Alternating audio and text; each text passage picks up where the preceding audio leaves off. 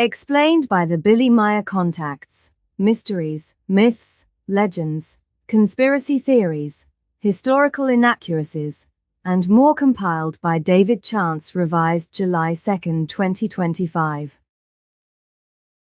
Future Earth Humans Part 4. See also Gilgamesh. See also Hyperboreans. See also Ecostone. See also Longskulls. See also Men in Black. See also Nazca Lines. See also Nocodemians. See also Partar. See also Quetzalcoatl. See also Rods. See also Starchild Skull. See also Teos Caves Metal Library. See also Tunguska Event 1908. See also UFOs Flying Saucers. Contact Report 33. The events in Bermuda and the Bermuda Triangle are traced back to completely natural things.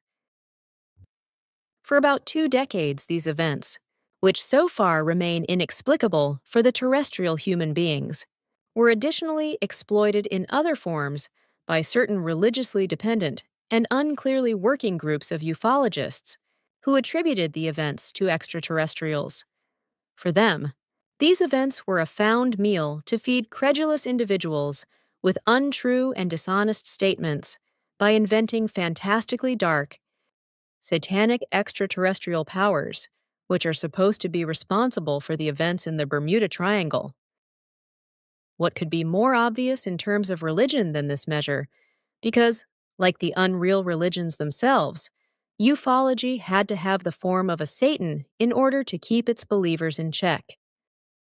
Since ufology was built on a religious basis and only functions in this form, it inevitably had to create 2 powers in this respect, namely good and evil bad, black and white, divine and satanic. The events in the Bermuda Triangle thus correspond to a purely speculative form if they are associated with extraterrestrial intelligences. Contact Report 34. We must never violate the personal sphere of a life form and thereby act against its own will. Well, Simyase, then I would like to raise some other problems in this context. Do you know anyone by the name of Seth? Whether it is a man or a woman, I unfortunately do not know. A very strange name, but no, it is unknown to me. Why do you ask? That is just as strange, Simyase, as the thing with Gloria Lee. The same person claims in the same letter to Mr. Jacob that he was connected to an alien life form about 10 years ago. Whether this was in purely telepathic form or in material form, I unfortunately do not know.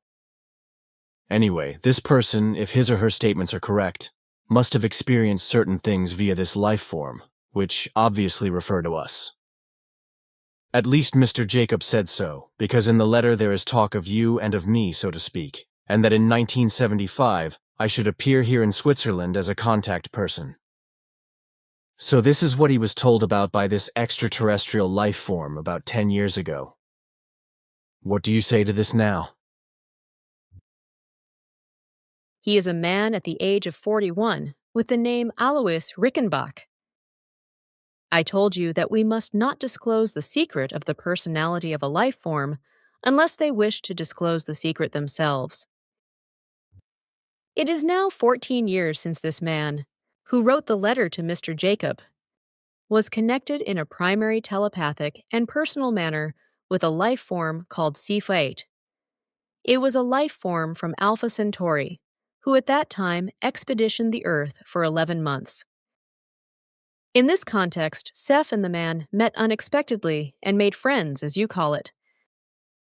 In the course of the 11 months, Seth enlightened the man about different things and facts, and also explained to him the coming of you and me, because Seth was well informed about this time viewing. But we do not know each other and have never seen or spoken to one another. Seth also learned many things through the man and came to the conviction that the Earth humans had to be told various facts.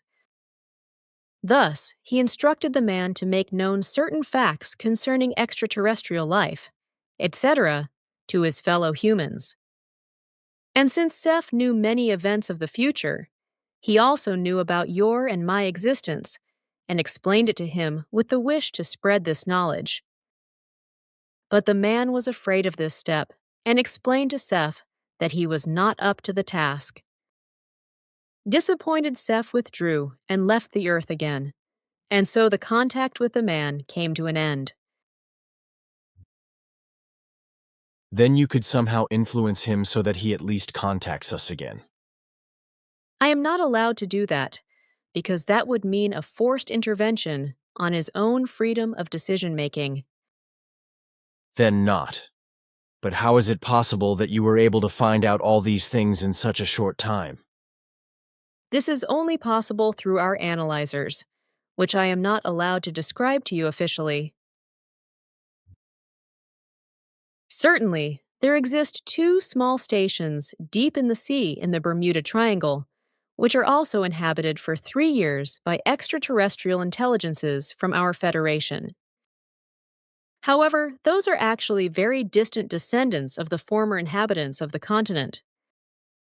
But they are of absolutely peaceful nature and do not endanger any earthly life forms. Their spaceflight-capable flying devices are also able to navigate in water and can dive to great depths. That is necessary because their stations are located deep in the sea. Very often, they can also be observed in those areas, while they surface from the water and vanish in the atmosphere. However, they have factually nothing to do with the events of the Bermuda Triangle, which is unfortunately claimed regarding them. Do you have a better memory? It is probably much superior to yours. But my power in this regard is not unlimited either. For this reason, I am not able to transmit our conversations, etc., from my memory to you, but I am dependent on the apparatuses which make the knowledge, word for word, recognizable again from my subconsciousness and transmit it to you in thought form. No material form of life has an unlimited power of memory. This is only attained in purely spiritual forms when the spirit can get rid of the material body, no longer needs it, and is closer to the creative being than to life. Ha ha ha ha! I find that a funny phrase. Steal God's time. Then at least you have something to smile about. Ha ha ha ha! But that is really funny. I will learn this phrase if you will allow me. After all, it's not my doing, and it's a human common good, so to speak. You are also a human being, and so you also belong to this bunch. Contact Report 36. As I have just learned, a misunderstanding has crept in between my daughter and you, which please do not pay any further attention to. This is of no further importance, and it clearly shows you that we are not immune to errors either. We have voluntarily assigned ourselves to this task, to which we are incumbent, here on the Earth, endeavoring to transmit very much worth knowing to the Earth humans, and also bringing, together with you, a valuable teaching as well as knowledge and wisdom. This, too, is warmth and love, and these correspond to much more than we are actually creationally based obliged to. Look here, this apparatus, it's an area analyzer. If I turn it on now, like this, what do you see now? Man, that's Mr. Jacob as he lives and breathes. Sure, you can see he's very busy. But now look here on this scale. Here the thought-swinging waves are recorded, This is a real wire mess. but from which we can recognize all values. Look, this figure here, for example, springs from Mr. Jacob's subconscious. If I enlarge it now, so what do you see now? Girls, these are real pictures. Sure, and what do you see on it? Yes, that is a day. How can I know? I am going crazy. How do I know this is a day? Man, girl, this is the next Wednesday, and this is a time. If I decipher it correctly, then the time to be seen is Wednesday, the 22nd of October, 1975, exactly 11:03 hours. Is that right? Sure, what next? Hans Jacob reaches for the phone and sets a number. Man, he's on the phone with me. He wants to come to me around 2 o'clock in the afternoon. However, this time varies somewhat. You decipher and recognize the facts very accurately because exactly your findings are transmitted by the analyzer. Mr. Jacob does not yet know anything about these coming events, for he has not yet become aware of them. But his subconscious already knows what is to come and is now working in this direction. And as you can see, we are able to record these facts through our analyzers and read them. That's the way we oversee and monitor, and so get very accurate data about all the things that matter to us.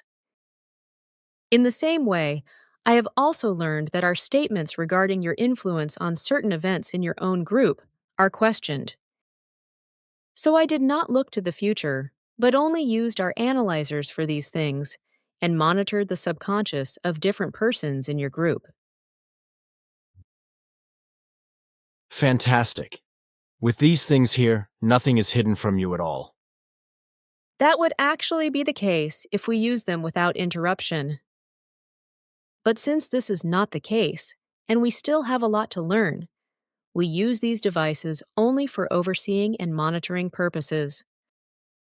Everything else that is necessary is worked out in the normal way that is also given to you, namely in the way of the thought work that corresponds to the normal course of evolution.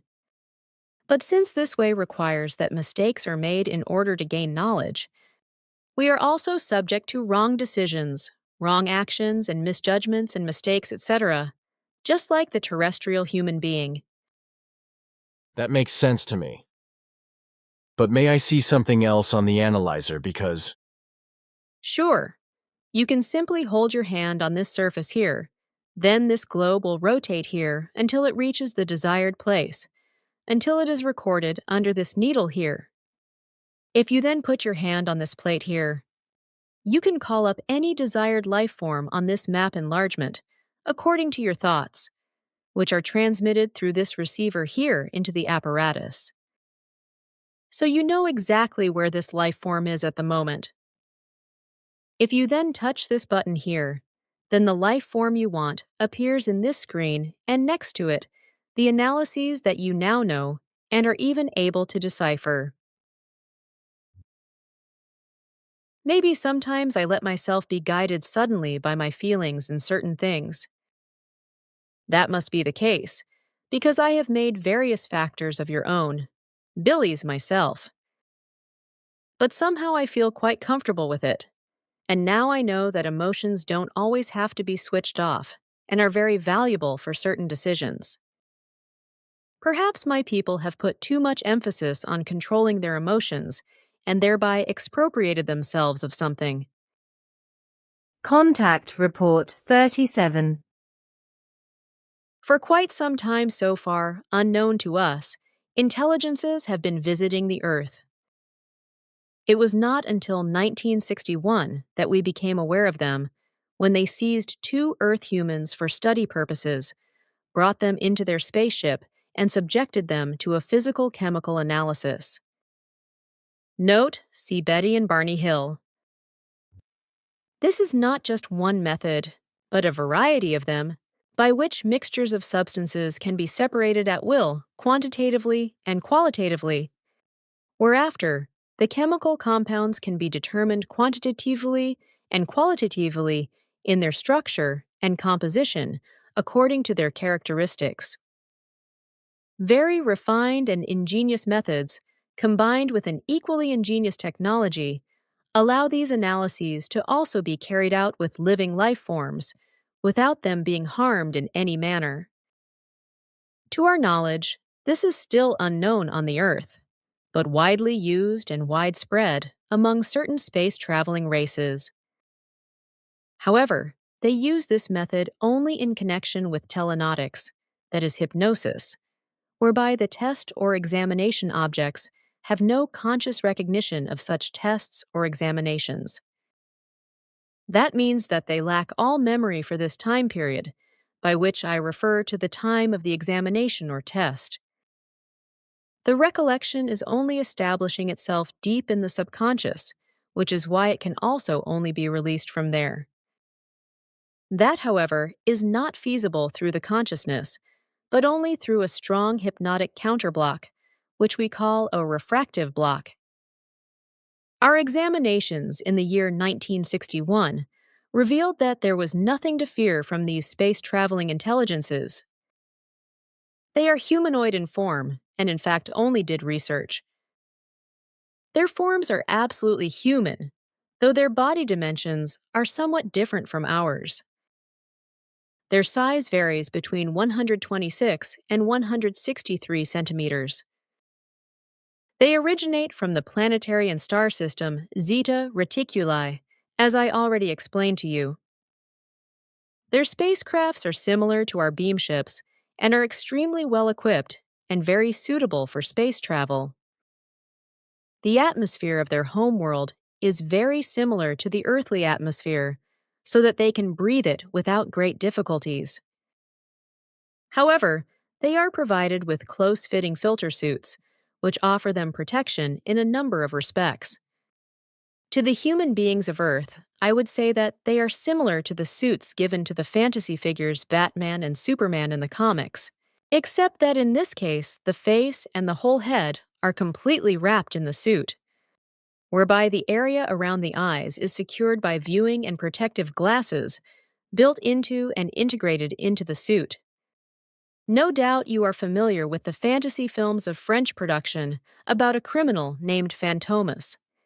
If you look at this fantasy figure and replace its eye area with dark protective lenses, you have a pretty good representation of the Zeta Reticuli intelligences in their suits. Yes, I know that figure from television, but how do you have cognizance of it? Occasionally, I have fun watching such programs, which after all you broadcast through your television equipment. They are peaceful humanoids. Of course, they differ from us only in their anatomy as well as in their size and skin color. With which life forms do you have contact? With forms from your time level, thus from your present-day dimension, because these life forms are not yet capable of the change of dimensions in the manner we are. Contact Report 38. Indeed, we also are often subject to mistakes. A real vision describes a certain form of a guided vision. It is a form of vision that is dominated by many intelligences, including the Giza intelligences. By these arbitrarily provocable and steerable visions, different extraterrestrials, and also we, influence life forms in order to obtain certain impressions for them in this way, which are instructive to them and which they are to make accessible by spreading also to others, in order to also purposefully affect the surroundings. These steerable visions are so massively realistic that the influenced life form becomes convinced that it has experienced the vision as reality. That's exactly why we call it real vision, because it seems so real. Every experience experienced through this real vision lasts as long as it would take in reality. Such real visions do not only last seconds or minutes, but they last as long, in time, as the real experiences would take. That's fantastic. This means that a human being can have an experience that is in reality not an experience at all, but arises only from a fictitious vision, but that he or she is not able to distinguish this vision from reality, and thus regards the illusory experience as the truth of an experience. Certainly, that's the exact description. But now you said that these real visions last exactly as long as the real experience takes in time. So a lot of time could flow by and many hours could pass? Sure, even days, weeks, or months. Contact Report 39. You Earth humans still have certain characteristics that are no longer peculiar to our race. What characteristics do you mean with that? You call it sense of adventure. Sorry, I needlessly excited myself. I felt as though you had not considered the facts regarding the speed. I will probably never understand your kind, but you Earth humans are all a bit strange in this manner. You mean because of the sense of adventure and such? Sure, it is something completely foreign to me. Maybe I do actually let myself be guided too much by reason in certain things, without considering, at the same time, the intellectual concerns in a proper measure. It may well be because of our high level of development that we have a different nature in such concerns. With certainty, our somewhat finer dimension also exerts a certain influence on it. Sometime, I will have to talk with my people about it, because I think that a different forming in these things would be of use for us. I know from Ask It and You that 91% of the extraterrestrials visiting the Earth are purely human-like human life forms, albeit with some deviations from our appearance. Through Ask It, I have also seen various such intelligences outside of and far away from the Earth, such that were rather gigantic in stature and reached more than 4.5 meters, while the smallest dwarfs and short ones were 40 centimeters tall. But they were all really recognizable human forms. Some looked like Yetis, others like Cyclopes, miniature Goliaths, etc. Two forms, which I have also never seen on the Earth, were completely different, however. Both were more animal-like than human-like. These were, thus, two forms that belong to the remaining 9% and are, nevertheless, non-human-like human beings. Well, then I have another question. Can you tell me how many extraterrestrials of a good form had contact with Earth humans since ages ago? Very many extraterrestrial intelligences came to the Earth from the entire expanse of the Milky Way for thousands of years.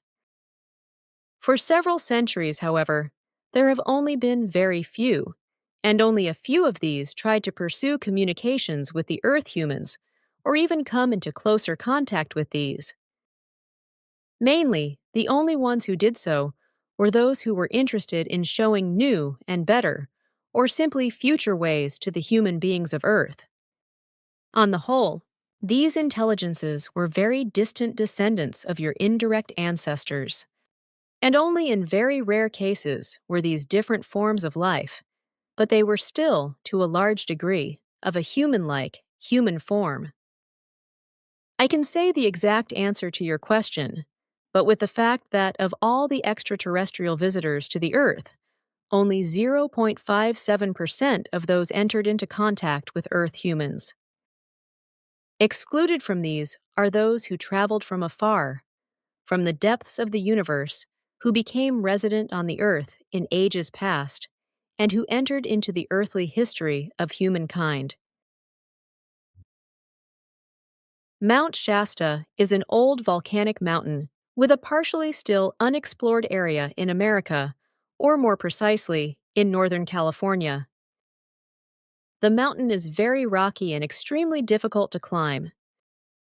In the interior of the mountain itself is a small city, which is inhabited by descendants of extraterrestrials, and which, here and there, also receives a visit from their space brothers from outer space. It is a very majestic race, peaceful and good, but which anxiously strives not to be discovered by Earth humans. The entrance to their very deeply underground city is well camouflaged under the eastern mountain peak, and it is impossible for Earth humans to find it. But if Earth humans are ever found in their proximity, then they are made imperceptibly unable to move or distracted by the beam weapons that most of the city dwellers carry on themselves for security reasons. Their golden spaceships of a spherical form, for they master spaceflight, can sometimes be seen when they do not protect these from view. Human beings of this race are very well proportioned in their appearance.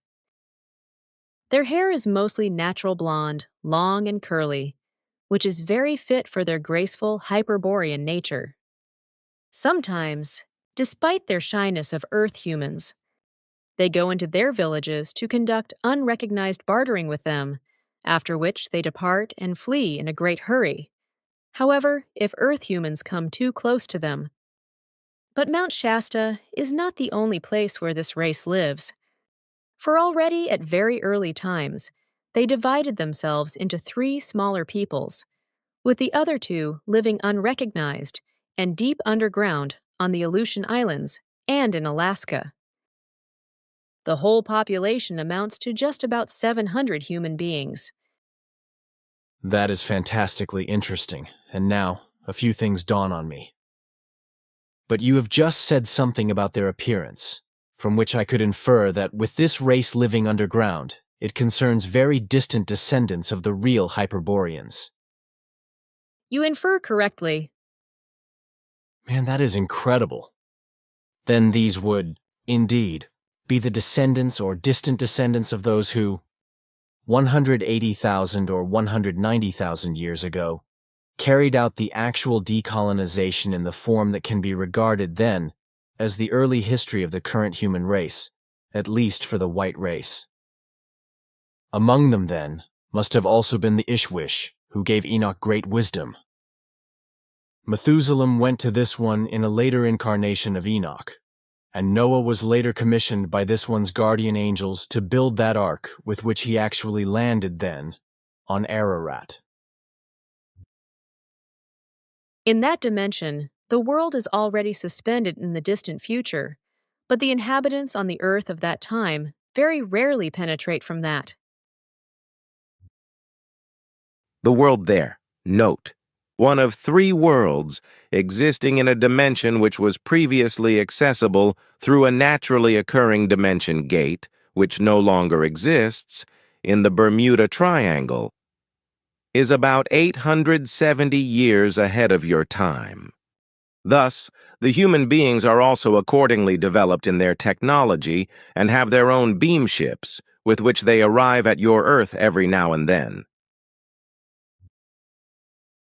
The Earth human is a descendant of a human form from the depths of the universe that is very highly developed in every manner. Accordingly, he or she is also highly developed in his or her proportional form. In this connection, he or she is on an equal footing with our own race, which is already approximately 30 million years further developed. It is strange, but I feel aching emotions in me for you, Billy. It is very painful to me.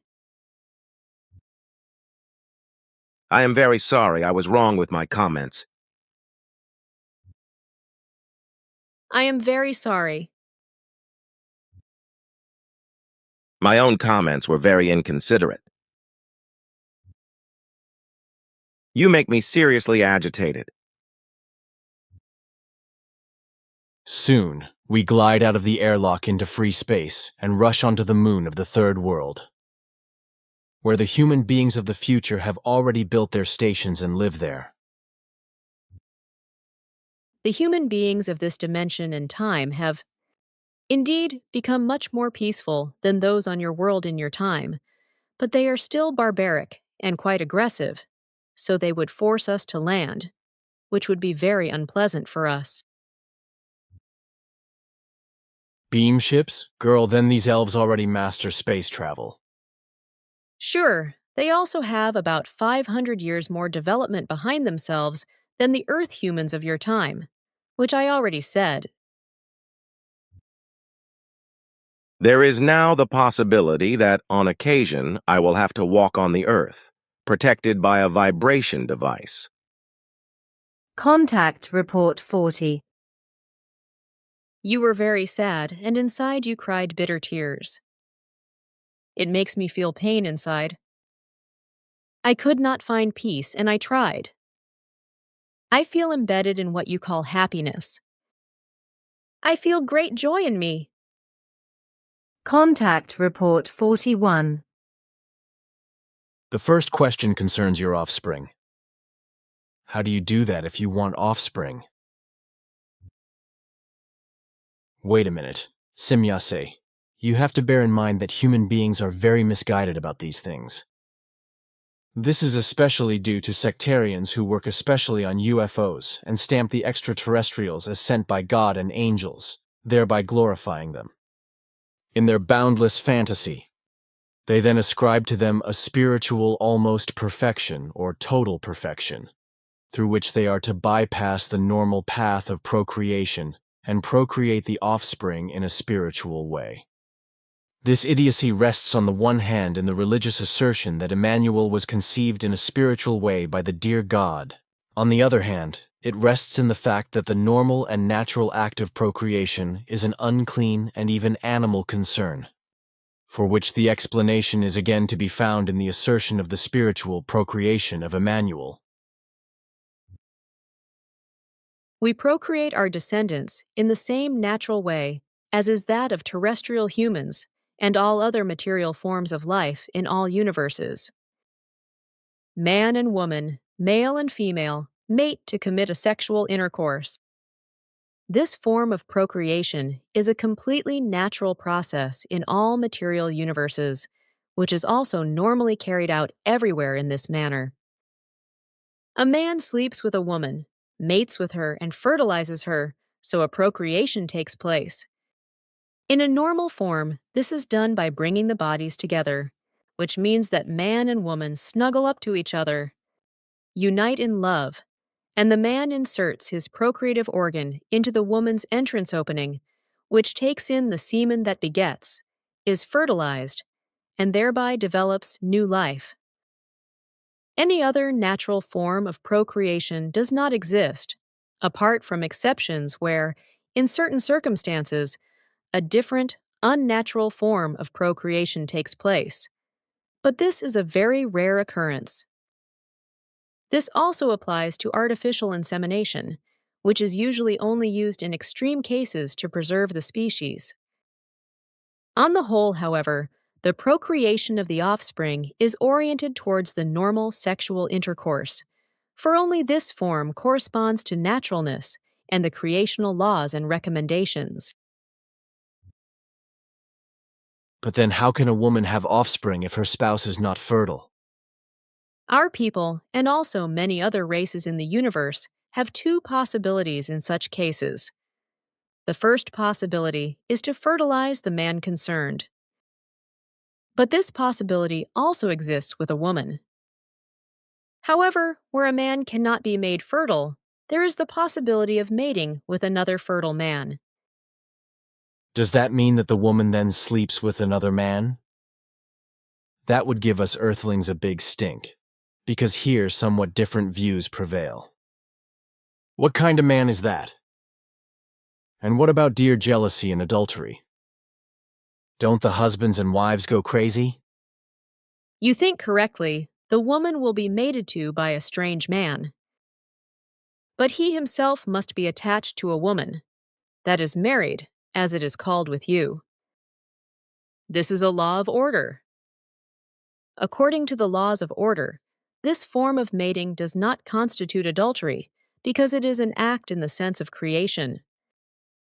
Jealousy cannot therefore already appear because these people are aware of the laws of creation and therefore also obey them.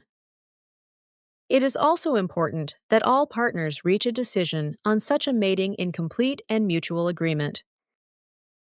I find that a quite ingenious solution. But can any man be consulted for such an act of procreation? No, it is not like that. The man to be chosen for this act must have already conceived the limit of his own offspring. Furthermore, his overall evolution has to correspond to a certain high level. This means, therefore, that not everyone should simply be responsible for this task.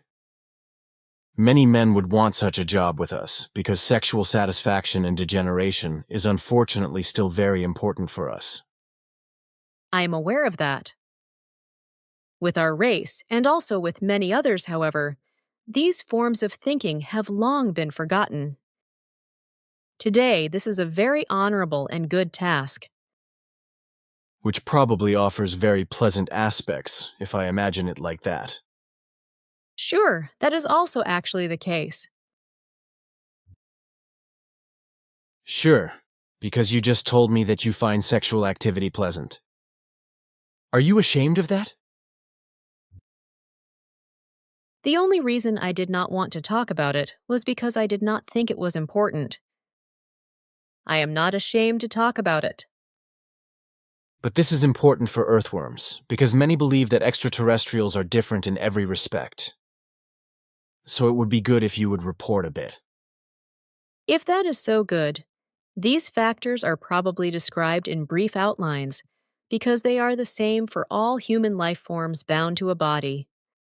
When man and woman sleep together, their thoughts move in quite imaginative paths, which trigger emotions in various forms, whereby physical and mental stimulus zones are set in motion and fill the body, as well as the thoughts and feelings with pleasure.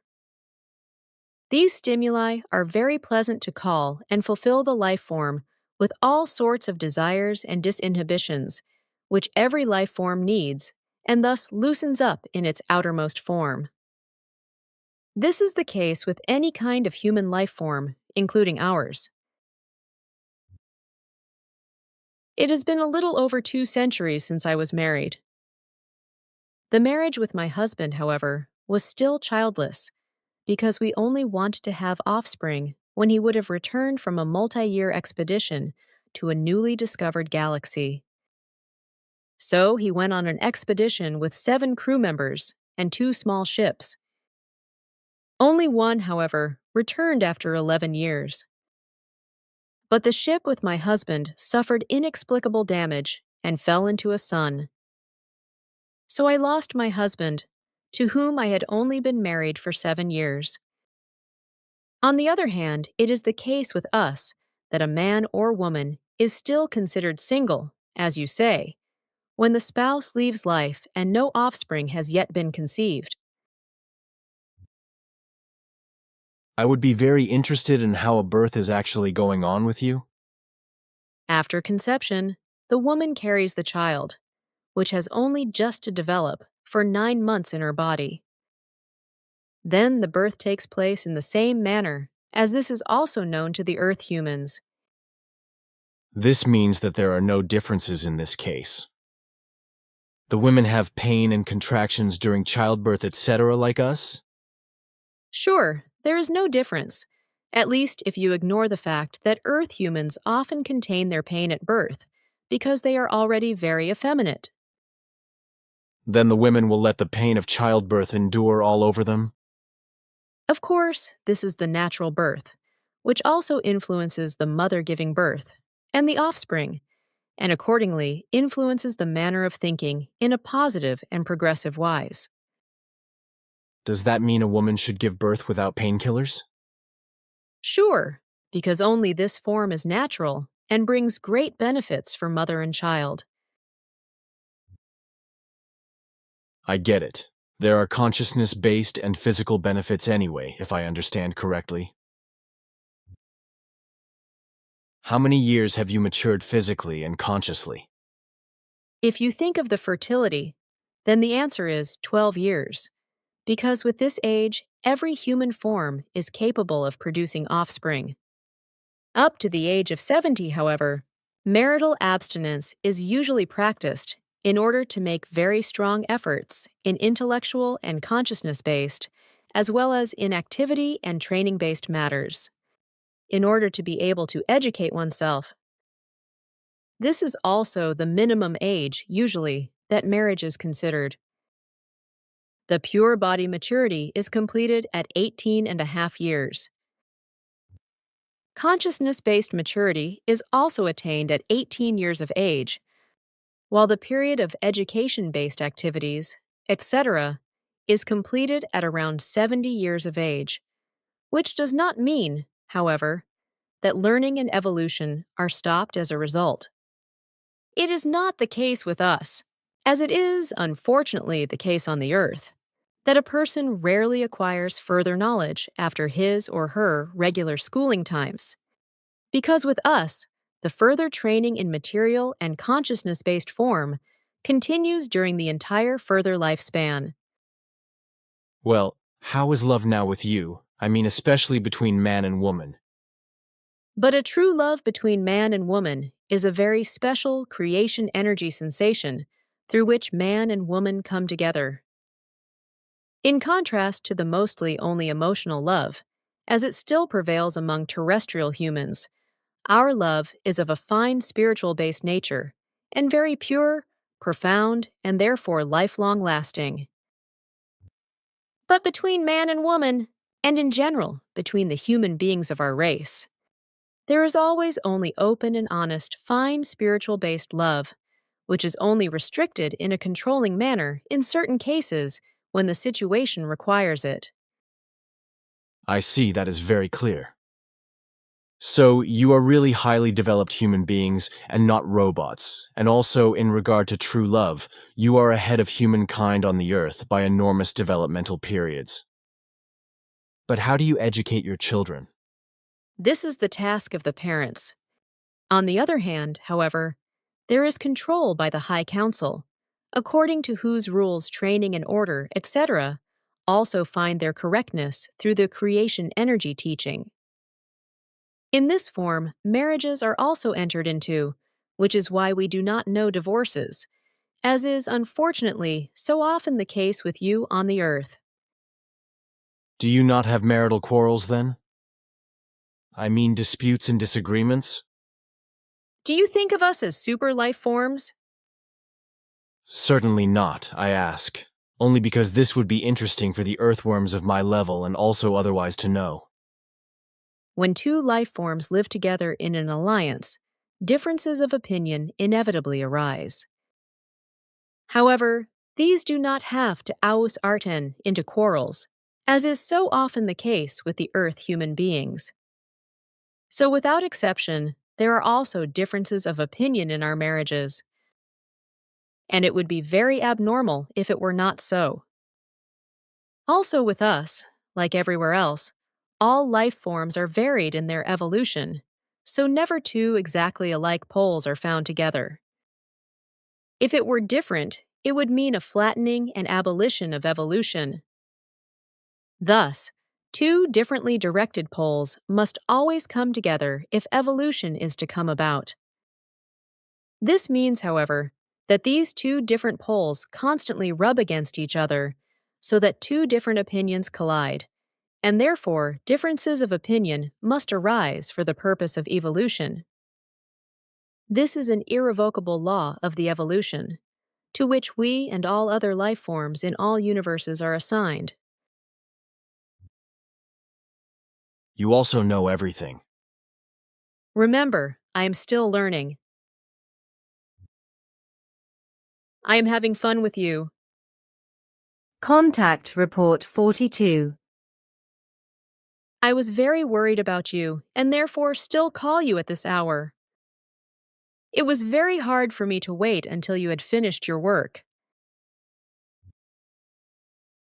What happens to you with the deceased? That is to say, with the lifeless bodies? Do you somehow shrink them into coffins and transport them to the next sun? Or do you bury them as you would us, because they are simply buried 1 meter 80 deep into the earth in cemeteries? Or do you somehow cremate them? Or do you just totally eliminate them? Earth burial is just as familiar and customary to us as it is on the Earth. For this purpose, we have special storage facilities away from the inhabited areas. From ancient times, we have also maintained cremation for very, very rare cases. However, when such a cremation is desired. Apart from burial in the ground, however, the total elimination of the dead bodies is not usual. Burials are nevertheless things of individual requests, so one or the other form of burial can be used. But what is it like now? Should one rather let oneself be roasted, or better prefer the earth burial, or maybe even a total elimination? But to your question, it has to be said that the burial of the deceased is the natural form, because it has been like this since the your beginning. But everything speaks against a total elimination, etc., because the loss of certain fluidal powers, which will persist for some time in the lifeless body, etc., must not be ignored, which of course become volatile through combustion or total elimination. My next question concerns the transplantation of body parts or organs. We have been transplanting body parts from the dead to living bodies, that is to say, to living people, such as hearts, kidneys, and eyes, etc., for years. What is your opinion about this? Should one do this or not? This is the type of development of the still primitive science, which, with a few exceptions, always has very little success. For example, our scientists also work with transplantation of eyes and other organs. However, these are then transferred to them from the cultivated, living material of the particular life forms. Therein, they have achieved complete successes. However, eyes, limbs, and organs of all kinds are cultivated and transplanted by our scientists because the natural human eye, limbs, and organs, and the whole cell tissue, etc., cannot be replaced by any technology. So, body organs as well as limbs are not removed from the living or dead in order to be transferred to the living. What do you do then when someone needs a new limb or organ? We have the possibility of a complete regeneration, where this possibility no longer exists. However, we replace what is necessary with organs grown artificially from the cell tissue of the person concerned, which survive the lifetime of the body with complete certainty. This possibility is also applied to lost limbs, etc. This means no transplantation in the sense that is now possible on the Earth. Certainly, Do you live on your Pleiades also in houses as we have them? the question is illogical. Certainly, we also live in houses, only we name these buildings differently. No, we do not live in the same structures, because our construction forms are all round, in flat round form with extensions, such as my jet ship, or they are spherical round. Mass housing opportunities, as you know them, are not given with us, because all the By this I mean apartment blocks and skyscrapers, etc., in which people live as if in herds like in silos, crammed together quite densely if possible, so that they even step on each other's ears standing up.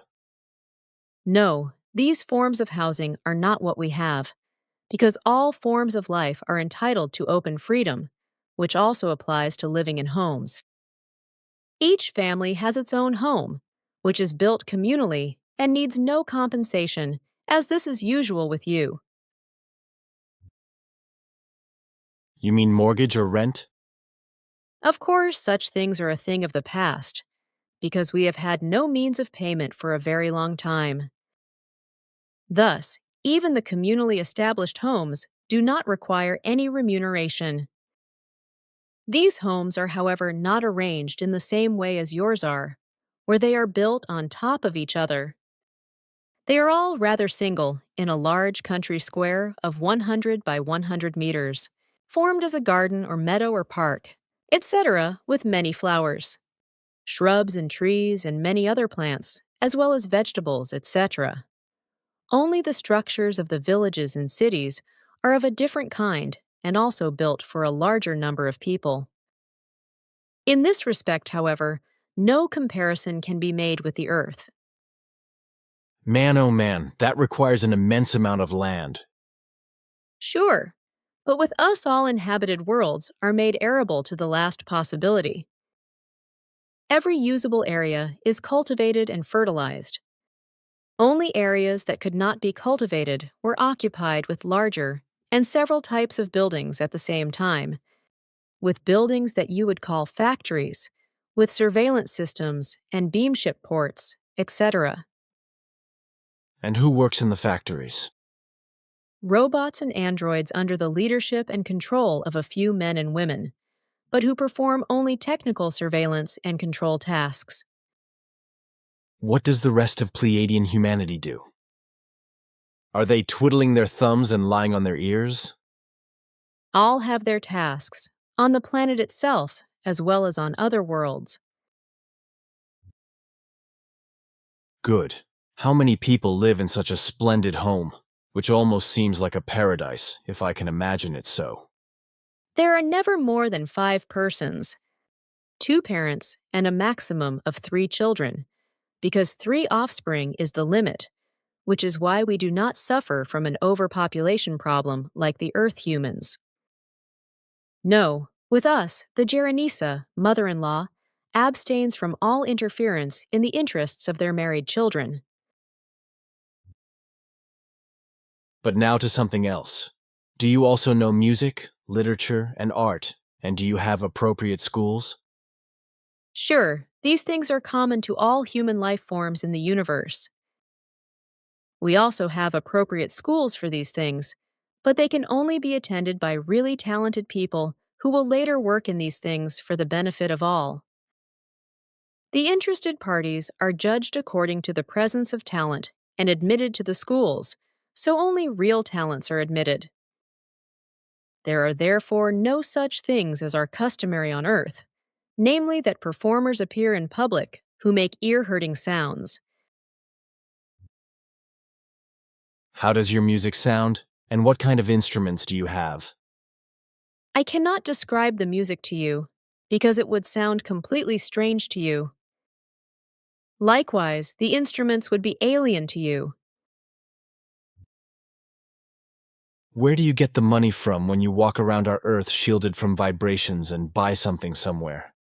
For these purposes, we look on Earth for precious metals and gemstones with our search devices, which we mine in very small quantities with our devices and sell to buyers, who compensate us with earthly money as an exchange value, which we then exchange into the required currencies as required.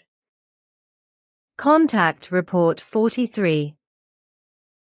Sit down here now, I want you to.